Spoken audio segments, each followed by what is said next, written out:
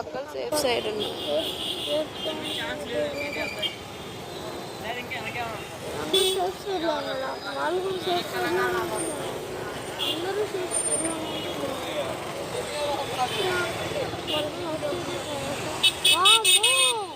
వీళ్ళైతే తడుచుకుంటూ వెళ్ళిపోతున్నాడు.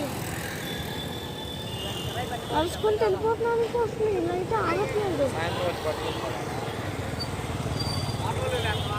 ఏంటాళ్ళు